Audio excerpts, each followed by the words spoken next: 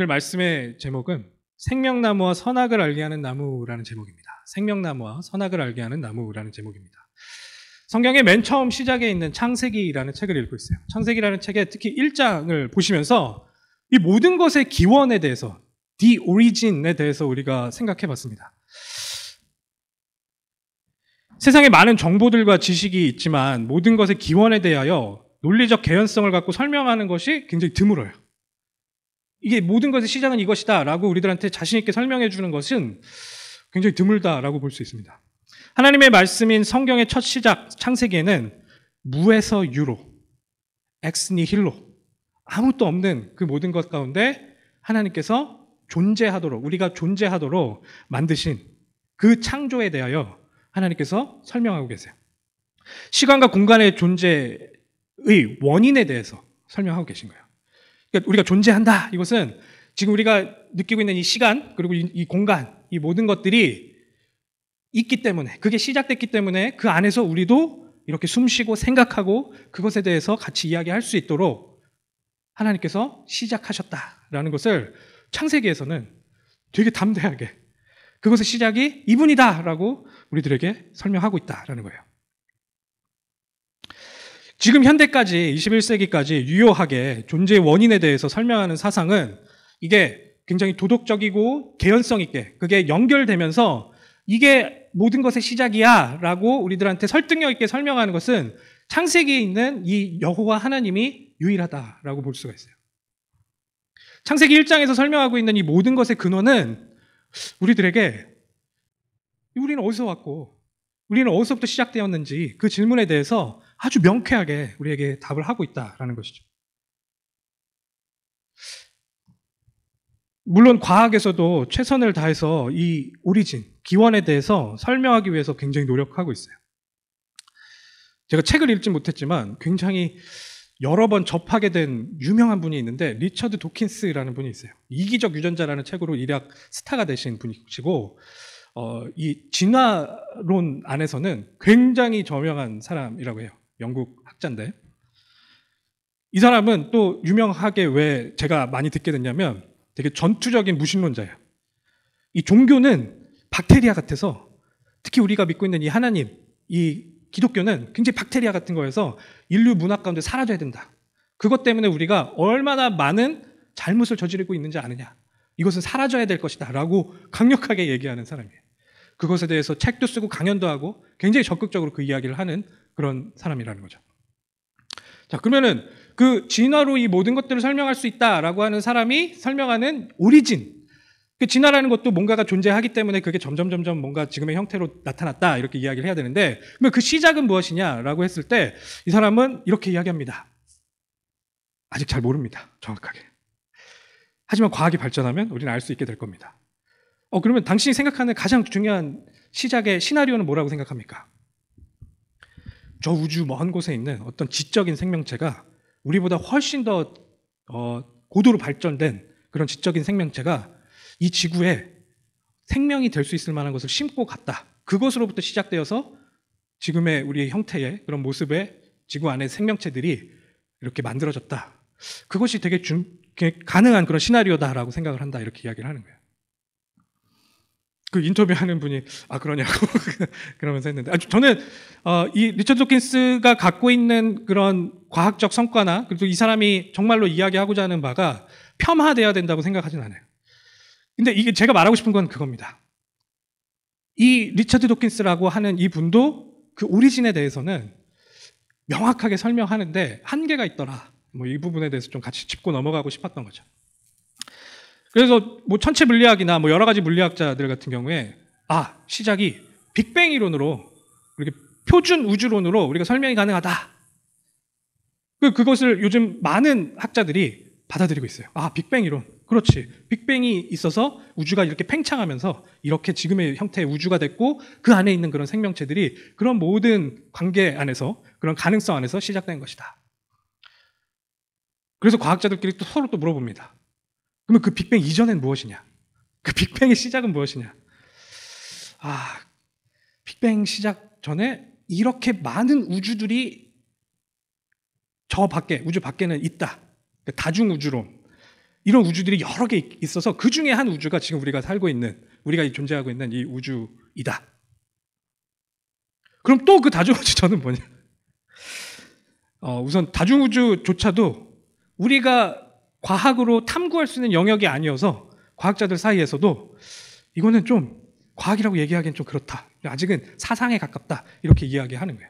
그러니까 뭔가 그 뒤에 것들을 만들면서 거기에 좀 숨으려고 하는. 그러니까 숨을 수밖에 없죠. 그것을 설명할 수 있는 영역이 아니니까.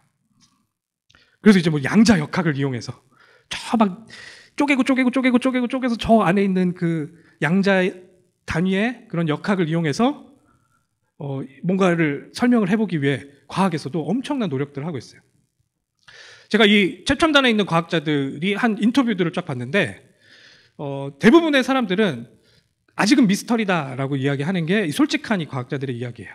그럴 수밖에 없어요. 왜냐하면 이 뭔가 발생을 했고 존재하는 것은 이 존재하는 것 안에서부터 자연 발생했다라고 볼 수가 없거든요.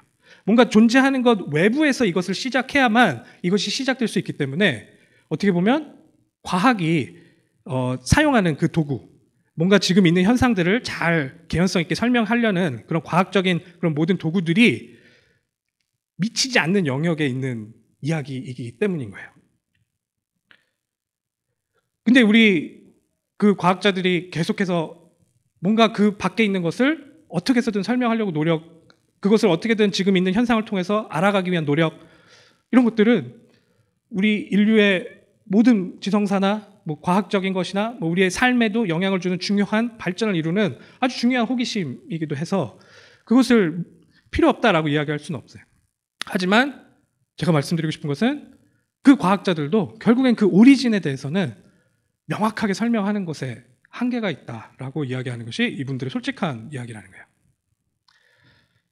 제가 서론에 지금 말씀드리고 있는 것처럼 이 하나님께서 창세기를 통해서 우리들한테 무에서 유로 만들 수 있는 지금 이 시공간을 초월한 존재이신, 그래서 이것이 이렇게 돼야만 한다고 생각한 그런 인격적인 그 존재이신 우리 여호와 하나님이 이것을 창조했다라고 설명하는 것이 그렇게 맹목적이진 않다라는 이야기예요. 어찌 보면 과학이 대답할 수 없는 부분을 우리 종교가, 특히나 우리 성경이 대답해주고 있다라고 이야기할 수 있는 거죠. 이렇듯 과학이 밝혀내지 못했기 때문에 하나님이 창조하셨다라는 것이 증명된 것은 아니에요. 그렇다고 해서 그게 증명된 것은 아니에요.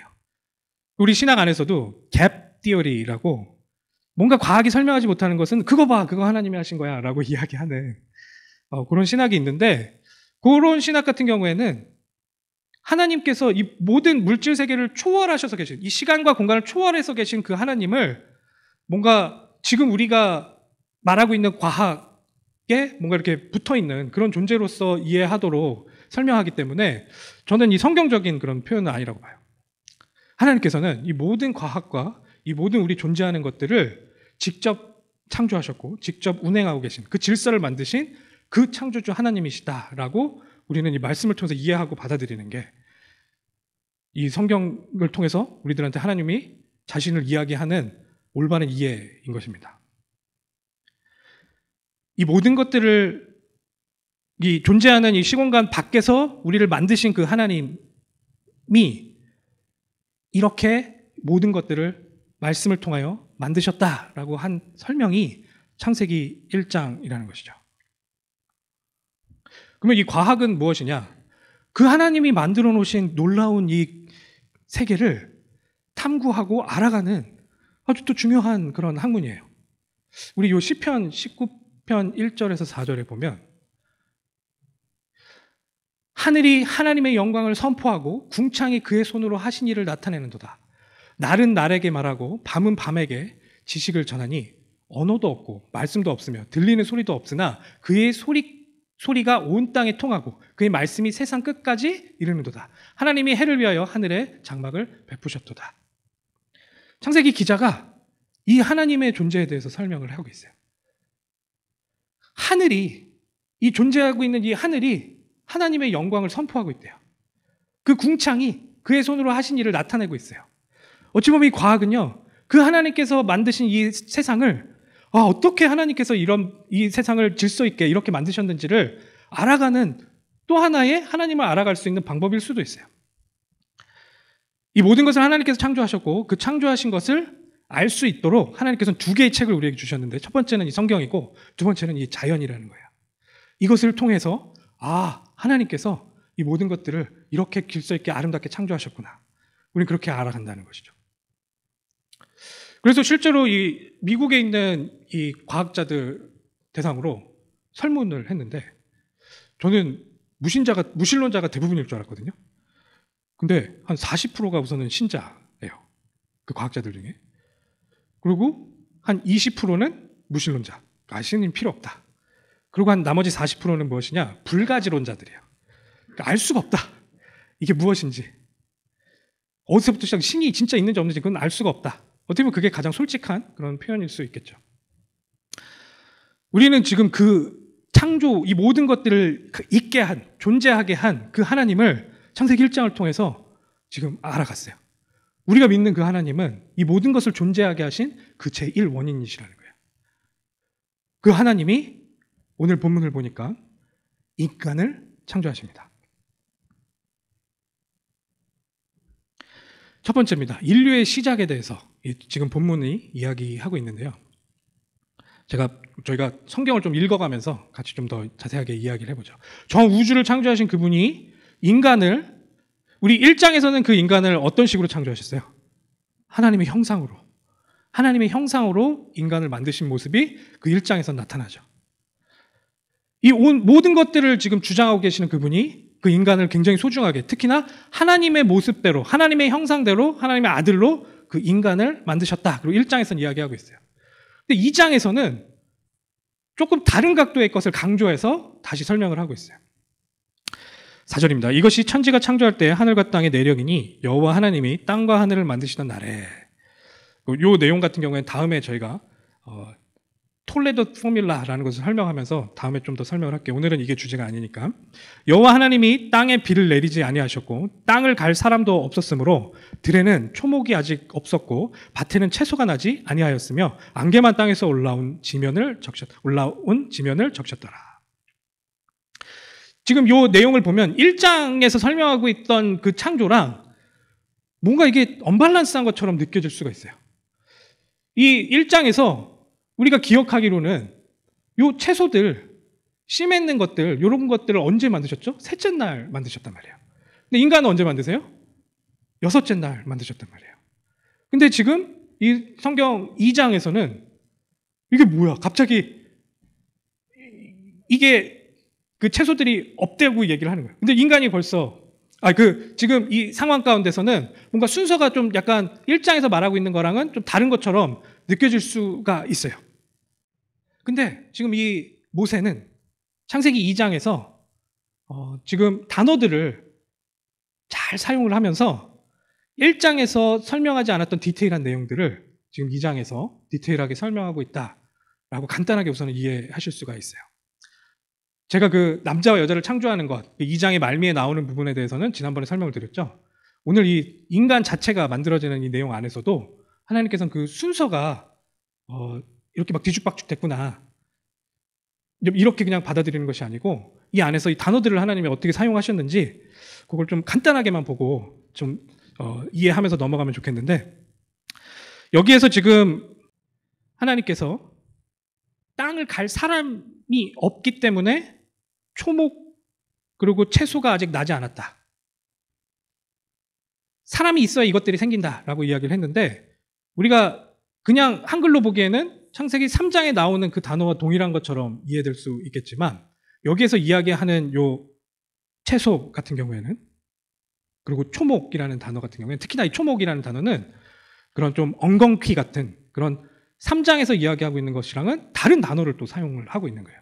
다른 단어를 사용을 하면서 인간이 하나님과 협력해서 뭔가 하나님께서 주시는 그 비를 이용해 협력해서 만들어내야 하는 어떤 다른 종류의 채소들, 다른 종류의 베지터블들을 지금 이 2장에서는 설명을 하고 있다라고 또 이해할 수 있긴 해요. 간단하게 그냥 이해하시면 돼요. 1장의 셋째 날에 하나님께서 만드셨던 그것과는 성질이 약간 다른 것을 지금 이 2장의 내용 안에서는 다루고 있다는 것이에요. 이 엉겅퀴, 이 인간이 경작해서 만들어야 되는 그런 것들, 그러니까 인간의 노력으로 뭔가 만들어야 되는 그런 것들, 재배해야 되는 그런 것들, 뭔가 인간의 노력이 들어가야 되는 그런 것들을 지금 창세기 1장에서 다루고 있던 그 단어를 사용하지 않고 그 새로운 개념이 2장에서 지금 다시 설명되고 있는 거예요. 이것에는 지금 이 저자가 갖고 있는 의도가 들어가 있을 수 있습니다.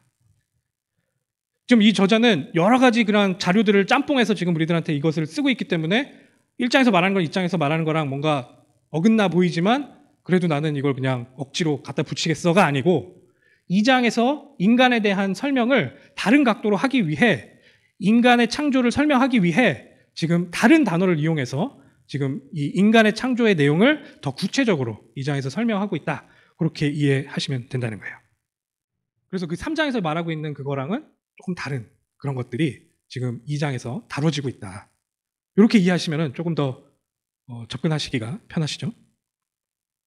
7절에 여호와 하나님이 땅의 흙으로 사람을 지으시고 생기를 그 코에 불어넣으시니 사람이 생명이 되니라. 사람이 생명이 되니라. 여기에 이제 하나님께서 이제 토기장애가 되세요.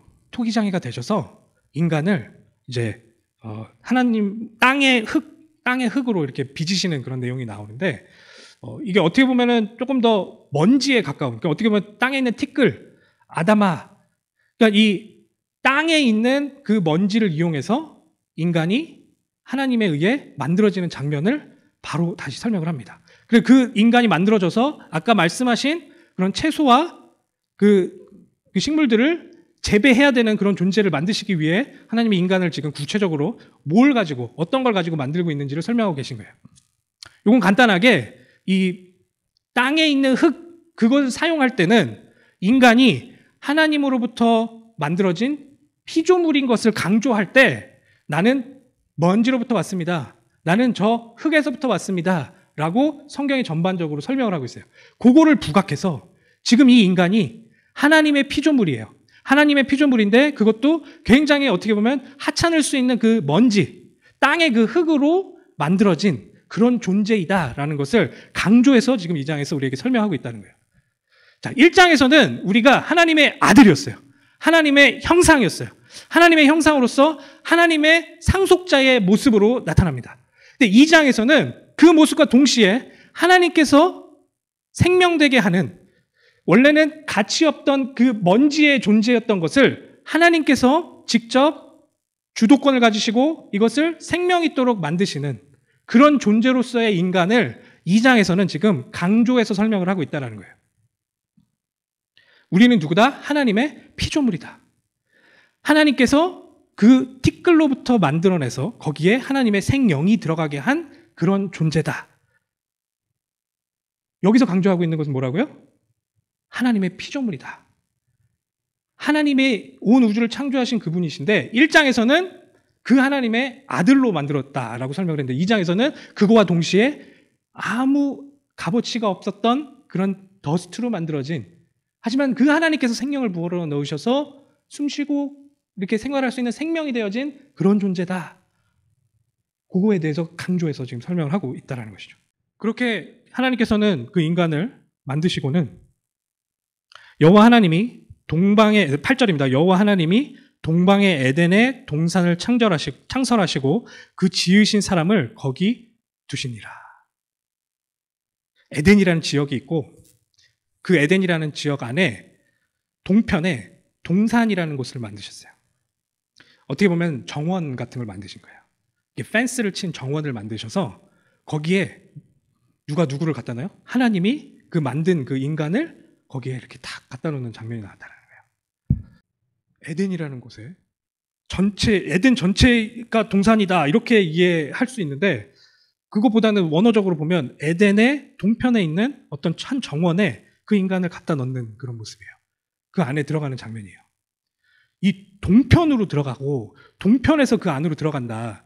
이런 모든 이 모티브가 나중에 이 가나안 땅에 들어갈 때도 요단강 동편에서 건너가는 그런 장면, 그래서 가나안 땅으로 들어가는 그런 장면, 그리고 성막이 우측 동편에서 이렇게 들어가는 그런 입구의 모습, 이런 모든 여러 가지 요소들이 이 지금 여기에 에덴 동산에 하나님께서 주도를 가지고 그 아무것도 아니었던 인간을 창조해서 그 에덴으로 들어가게 하는 그런 모습으로 계속 이어져서 나와지는 것들을 여러분들 이해하실 거예요.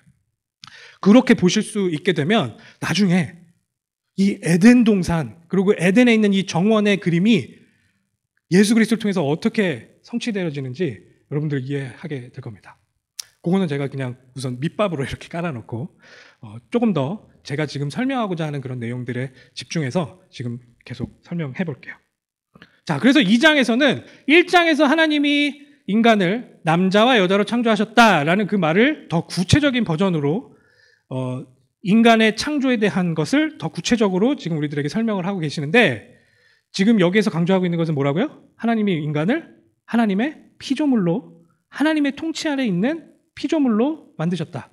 근데 그 피조물을 하나님이 생각하는 아주 아름다운 정원에, 그 정원을 가꿀 그런 사람으로, 그런 존재로 그곳에 넣으시는 모습이 지금 이 창세기 2장에 펼쳐지고 있는 거예요.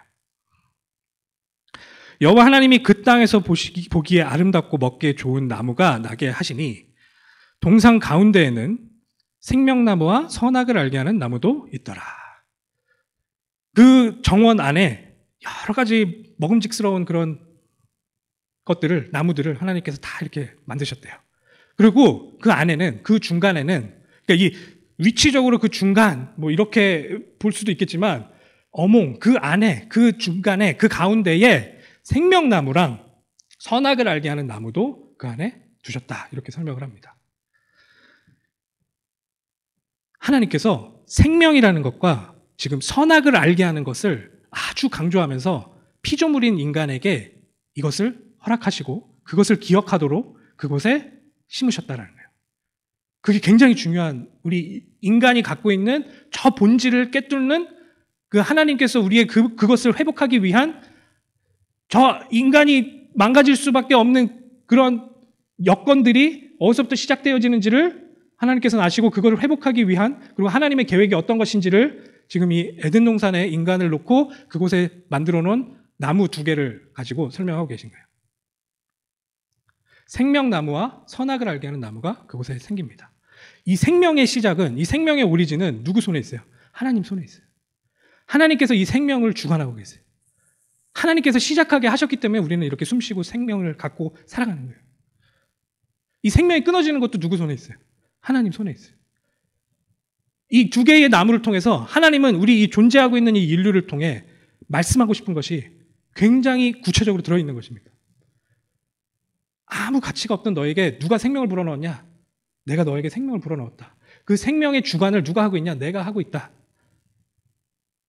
그분이 창조주시구나 라는 것을 기억하게 하기 위해서 선악을 알게 하는 나무를 같이 그곳에 심어두시고, 그 선악을 알게 하는 나무의 존재를 통해 하나님이 이런 분이시구나 라는 것을 계속 기억하도록 배려하셨단 말이에요. 하나님께서 그걸 통해서 알 수 있도록 그것을 그 안에 허락하셨단 말이죠. 그러니까 이 2 나무가 굉장히 의미하는 바가 크다라는 것을 여러분들 한번 기억해 두세요. 3번째 것만 하고 다시 2번째 걸로 넘어오겠습니다. 3번째 거. 3번째는 에덴 동산에 있는 4개의 강입니다. 4개의 강입니다. 4개의 강에 굉장히 구체적인 이름들이 쓰여져 있어서 제가 자료를 찾아보면서 상당한 부분들이 이게 어디였냐라는 것을 밝혀내려고 하는 학자들의 그런 논문들이 어마어마하게 나왔더라고요. 분명히 존재하는 그런 강이었을 겁니다. 분명히 존재하는 지명을 사용했기 때문에 당시 사람들한테는 뭔가 이해될 수 있는 그런 강이었을 거예요. 근데 뭔가 지금의 과학으로는 좀 설명하기 힘든 것이 무엇이냐면, 이 4개의 강이 하나의 근원으로부터 이렇게 펼쳐져서 그 강들이 또 근원이 이루어지는 그런 모습들이 지금 이 4개의 강을 설명하는 모습이에요. 원래 강은 여러 개의 지류가 모여져서 하나로 뭉쳐지는 것이 강의 원래의 지금 속성이에요. 근데 지금 여기서 설명하고 있는 강들은 뭔가 근원에서 뭔가 펼쳐지는 그런 모습으로 샘의 근원처럼 뭔가 표현되고 있고 그 네 개의 강이 그렇게 흘러와 그 각각마다 또 근원이 되어지는 모습으로 설명하고 있단 말이죠. 이런 설명은 뭔가 조금 더 깊이 있고 영적인 내용을 포함하고 있을 수 있다. 여러분들 계속 기억하셔야 돼요. 지금 이 내용을 통해서 이 에덴 동산이 어디였을까 이걸 찾는 것도 중요하겠지만 그보다 더 중요한 것은 지금 이 에덴 동산에 이 강들이 왜 있었을까? 그리고 이 강이 있다라는 설명을 왜 이 모세라는 이 창세기 저자는 이렇게 구체적으로 기록을 했을까? 근원으로부터 시작되어져 흘러내려가는 그런 강의 이런 모티브는 모세 오경 안에서는 여기에서 끝납니다. 이게 그렇게 구체화되지 않아요. 한데 이후에 나와지는 여러 선지서들, 여러 그런 예언서들을 통해서 근원으로부터 흘러 넘치는 오버플로우 되는 이런 강의 이미지들이 점점 구체화되기 시작해요. 그것이 하나님께서 축복하시고 하나님께서 생명의 주관 되시고 그 생명을 구원하시기 위한 하나님의 계획이 어떻게 담겨서 우리들에게 적용되는지를 여러 선지자들이 자기의 글을 통해서 점점 구체화시키기 시작해요. 그러다가 그 강의 근원 되시는 분이 2000년 전에 이 땅에 오셨고 그분의 모습을 통해 이 에덴 동산의 모습, 에덴 동산 안에 있는 강의 근원 되시는 그분이 이분이시다라고 가장 정확하게 설명하고 있는 게 요한복음이라는 거예요.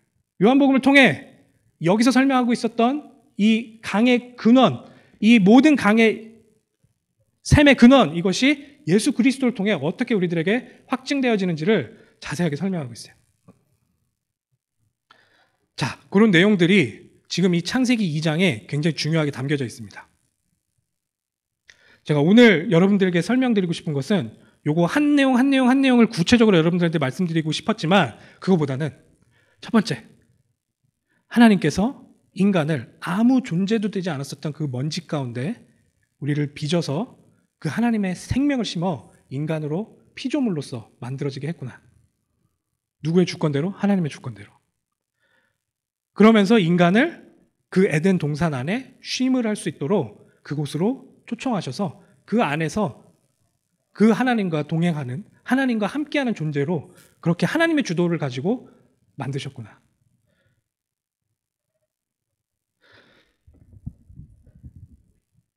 저는 그 인간이 갖고 있는 가장 해결 안 되는 문제들, 그것이 무엇일까? 그것에 대해서 고민했을 때 이 두 가지가 굉장히 중요하게 저는 해결이 안 됐었어요. 첫 번째는 제 죄 문제가 해결이 안 되더라고요. 제 스스로가 이 죄를 해결할 수가 없어요. 내가 나의 죄를 통해서 나를 파괴시키는 것은 너무 당연한데 이 세상 자체가 너무나도 이기적인 그 나만을 추구하는 그런 이기심이 똘똘 뭉친 그 죄들 때문에 얼마나 이 세상이 어지러워지고 있는지를 보면 현기증이 날 정도였어요. 이 죄 문제를 어떻게 해결할 것인가? 좀 자본주의 좋아하는데요. 그 자본주의가 결국에는 이 인간의 이기심과 탐욕, 그 죄 때문에 어떻게 사람을 망가뜨리고 그 안에서 어떻게 돈이 있는 사람 더 돈이 있게 되고 돈이 없는 사람 더 없게 되면서 이 사회의 부조리가 어떻게 생겨나는지, 지금 일련의 그런 국가들이 국가적 이기주의를 통해, 국가적 죄를 통해 서로를 어떻게 죽여나가고 서로를 어떻게 그렇게 망가뜨리고 함께 파괴되어 가고 있는지를 보면 이걸 어디서부터 풀어야 될지 모르겠어요. 이런 게 막 있지 않을 거다라고 확실하게 믿었던 전쟁이라는 사건으로 우리들 가운데 눈앞에 막 버젓이 펼쳐지고 있어요. 한 나라가 한 나라를, 한 사람이 한 사람을 자기의 것을 얻기 위해 나의 그 죄 때문에 짓밟고 죽이고 유린하는 그런 모습들이 지금 나의 삶 가운데서도 내 내면 안에서도 풀리지 않는 그런 문제란 말이죠. 두 번째는 죽음에 대한 문제가 저는 풀리지가 않아요. 저는 되게 행복하고 싶거든요. 여러 가지 것들을 향유하면서 되게 행복하고 싶어요. 근데 그 죽음의 문제 앞에서 행복할 수 있냐? 죽음이 내 앞에 들어 닥쳤을 때 내가 갖고 있고 내가 소유하고 내가 지금 꾸고 있는 꿈, 이런 내가 추구하는 그런 행복을 통해 이 죽음이란 문제를 내가 해결할 수 있냐? 도저히 해결할 수가 없더라고요. 솔직히 지난 한 3, 4주 동안에 저희 가족과 굉장히 가깝게 지낸 한 가족이 있는데 그 가족의 어머니, 그 저보다 한 3살 정도 많으신 그 어머니가 갑자기 뇌출혈로 쓰러졌어요. 뇌출혈로 쓰러져서 병원에서는 마음의 준비를 하라고 연락이 온 거예요. 병원에서 할 수 있는 걸 다 했는데 더 이상 뭘 할 수 있는 게 없대요. 뭔가가 다 무너지는 그런 생각이 들더라고요. 더 이상 뭘 할 수가 없어요. 그 다음 거를 할 수가 없어요. 죽음이라는 문제 앞에서. 죄라는 문제와 죽음이라는 문제를 우리 인간은 스스로 도저히 해결할 수가 없어요. 그 두 가지 문제에 대해서 하나님이 주도권을 가지고 이거를 조금 더 여러분들한테 극적으로 뭔가 설명을 더 하고 싶지만 제 표현의 한계가 이거예요. 그 두 가지 인간이 해결할 수 없는 그 문제, 정말 우리가 무너질 수밖에 없는 그 문제를 우리 앞에 이 부분에 대한 해결책은 하나님, 창조주 하나님밖에 없다라고 에덴 동산에 있는 이 두 나무를 통해서 설명하고 있다. 저는 이렇게 이해했거든요. 생명나무와 선악을 알게 하는 나무예요. 생명나무는 여러분들 아시겠죠? 이 죽음에 대한 문제, 생명에 대한 문제, 그렇게 연결해서 쉽게 직관적으로 생각하실 수 있어요. 그러면 마지막으로 이 선악을 알게 하는 나무에 대해서 설명하면서 마무리하겠습니다. 선악을 알게 하는 나무가 왜 우리의 죄 문제와 연결이 되어 있냐? 결국엔 제가 지금 여러분들에게 설명드리고 있는 죄에 대한 모습은 나만을 추구하는 그런 이기심, 그것이 우리들 안에서 폭력적으로든 아니면 우리 안에서 그것의 추구함이 너무나도 강력해져서 뛰쳐나오는 여러 가지 방향으로 이 죄가 어떻게 우리의 삶을 지배하고 우리의 삶을 어떻게 망가뜨리고 있는지에 대해서 여러 가지 예화를 통해서 같이 이야기했어요. 왜 인간이 이렇게 이기적일 수밖에 없는가? 왜 인간이 나만을 추구할 수밖에 없게 되었는가? 이 성경에서는 모든 걸 창조하시고 모든 것의 근원 되시는 분이 모든 것을 공급하고 있다라는 사실, 그분과 내가 연결돼서 그분이 나의 모든 것들을 주장하고 계시고 통치하고 계시는구나라는 사실, 그분이 나의 창조주시고 나의 모든 것 되신다라고 생각하는 것을, 그래서 그분이 나의 하나님 되시는구나라는 것을 벗어나는 것, 그것을 인정하지 못하고 그것을 떠나가는 것, 그걸 성경에선 죄라고 이야기합니다. 결국에 하나님을 하나님으로 인정하고 믿는 것이 아니고 나를 하나님으로 만들고 나를 추구하는 모습으로 타락하는 모습을 성경에서는 죄에 빠진 인간의 모습으로 묘사하고 있다는 거예요. 그거랑 이 선악을 알게 하는 나무가 뭐냐? 결국에는 이 선악을 알게 하는 나무는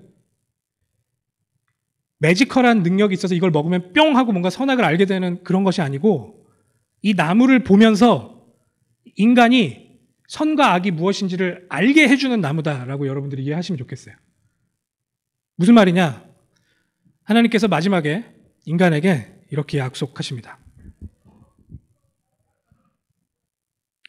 16절에 여호와 하나님이 그 사람에게 명하여 이르시되 동산 각종 나무의 열매는 네가 임의로 먹되 선악을 알게 하는 나무의 열매는 먹지 말라. 네가 먹는 날에는 반드시 죽으리라 하시니라. 선악을 알게 하는 나무의 열매를 먹으면 반드시 죽는다라고 하나님께서 약속을 해주셨어요. 말씀을 해주셨어요. 요 하나님의 말씀을 기억만 하면 돼요. 그리고 그 말씀을 따라가면 돼요. 그 하나님께서 우리에게 말씀하신 그 약속을 따라가는 것이 선이에요. 하나님의 통치를 인정하고 내가 그 하나님의 피조물이다라는 것을 인정하는 것은 무엇으로 나타나느냐? 이 말씀을 따라가고 지키는 것으로 나타나는 거예요. 아, 하나님께서 이렇게 말씀하셨지. 그렇지. 내가 정령 죽지. 악은 무엇이냐? 그 하나님의 말씀을 파하는 거예요. 그 하나님의 말씀의 반대로 하나님의 말씀을 무시하는 거예요.